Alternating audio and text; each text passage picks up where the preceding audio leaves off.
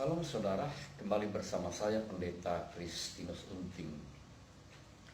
Firman Tuhan kali ini mengangkat satu judul, Hidup yang Memberi Makna, didasarkan pada Kisah Para Rasul pasal 9 ayat 36 sampai dengan ayat yang ke-43. Saudara, ada sebuah lagu kurang lebih demikian. Panjang umurnya, panjang umurnya, panjang umurnya serta mulia, serta mulia, serta mulia. Saudara pasti tahu bahwa itu adalah penggalan sebuah lagu, semacam lagu kebangsaan di setiap ulang tahun dirayakan. Lalu tiup lilin, kue ulang tahun dipotong, cium pipinya, cipika cipiki, lalu diakhiri sorak gembita para peserta undangan yang menghadirinya. Salahkah panjang umur? Oh tidak saudara, itu wajar semata. Demikian pun segala doa dan harapan kita supaya diberikan kesehatan, dilimpahi segala rezeki, usaha dan pekerjaan sekiranya makin meningkat, dijauhkan dari segala celaka dan seterusnya, belumlah berarti sebuah kesalahan. Lalu ketika Tuhan benar-benar memberikan kepada kita panjang umur, untuk apa? Apakah semakin bertambah baik hidupnya? Diisi dan digunakan untuk apa? Pernahkah kita sadari untuk apa sebenarnya Tuhan mengaruniakan hidup bagi setiap kita? Ibarat notes kehidupan diberikan, apakah ditulis dengan tinta emas atau malah banyak coretan tinta merah? Ibarat buku rapot, apakah nilainya sangat memuaskan, sedang atau malah di bawah standar sehingga dinyatakan tidak naik kelas? Ibarat daftar hadir, apakah banyak aktif atau malah banyak bolosnya? Saudara, suatu ketika seorang hamba Tuhan melakukan pelayanan ke daerah yang cukup jauh. Dia singgah sebentar untuk melepaskan lelah di sebuah kedai kopi.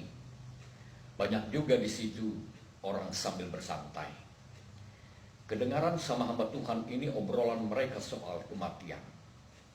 Rupanya di dekat daerah itu ada peristiwa kematian. Ada warga yang berpulang untuk selamanya. Namun anehnya saudara, obrolan mereka membuat sang hamba Tuhan ini setengah kaget. Karena mereka rada-rada mensyukuri soal kematian. Lalu hamba Tuhan ini menanyakan apa alasan mereka yang justru mensyukuri soal kematian supaya dapat cepat berpulang. Apa jawab mereka? Syukur Pak, dia cepat mati. Jika panjang umurnya maka warga sangat resah.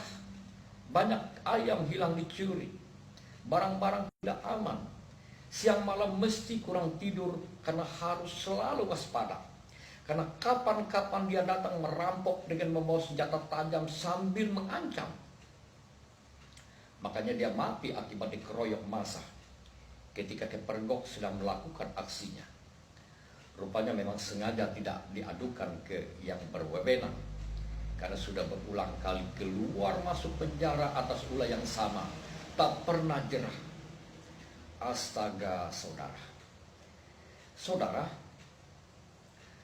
memang dalam hidup ini ada juga orang yang kehadirannya tidak diharapkan karena dianggap sebagai pemicu masalah, dianggap berbahaya, jadi ancaman keselamatan nyawa bagi sesamanya. Ada juga yang kehadirannya tidak diharapkan karena dianggap saingan. Nah, bila ini pengecualian di luar pembahasan kita.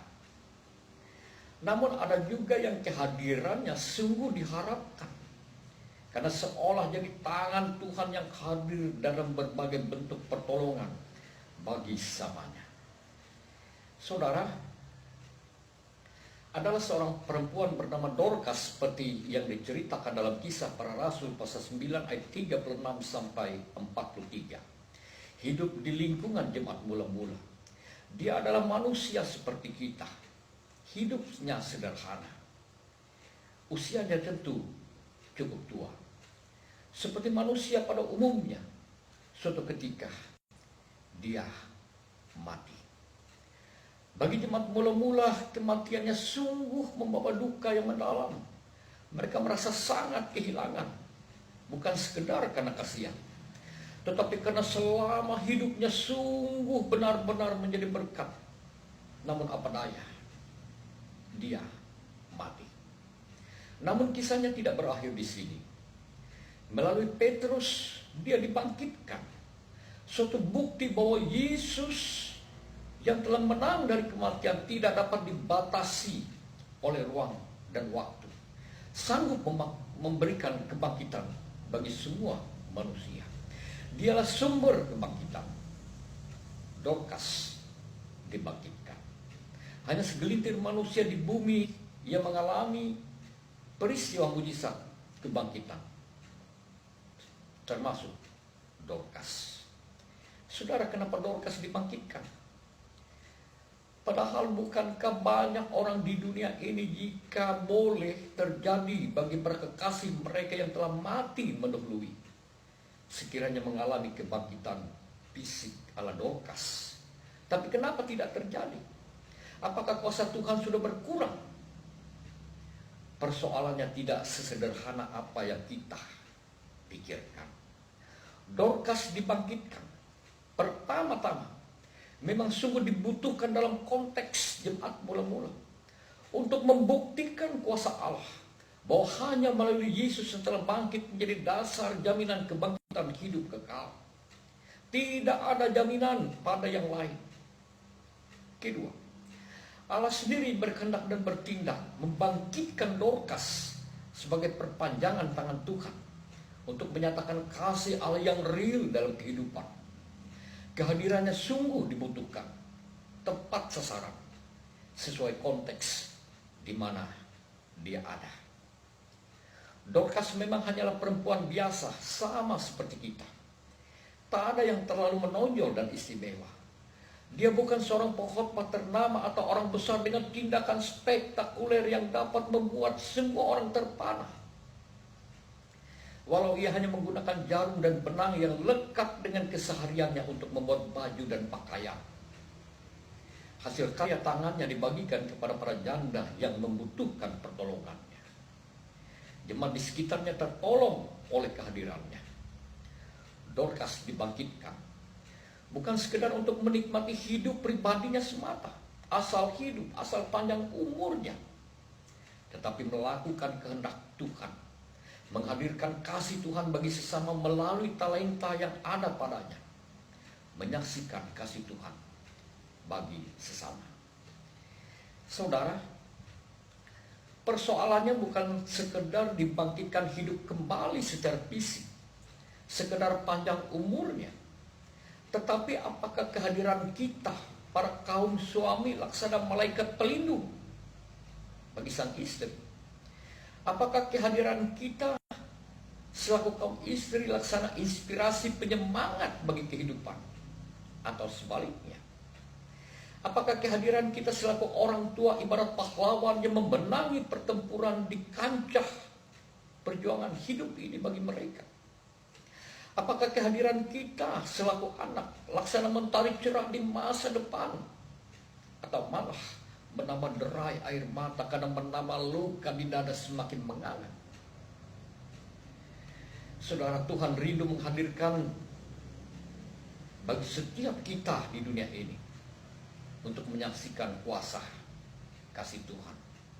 Sekiranya melalui kesederhanaan apapun yang kita lakukan bagi kemanusiaan serta alam lingkungan, orang dihentarkan untuk semakin mantap mengenal, taat dan beriman bahwa hanya Yesus saja ada kuasa yang menyelamatkan.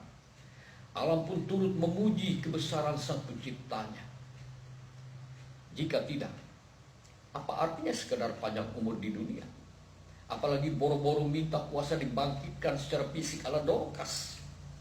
Jika hidup di dunia hanya jadi beban, jadi mayat hidup, mengotori serta memperbanyak sampah hidup yang berdampak negatif bagi kehidupan dan alam lingkungan.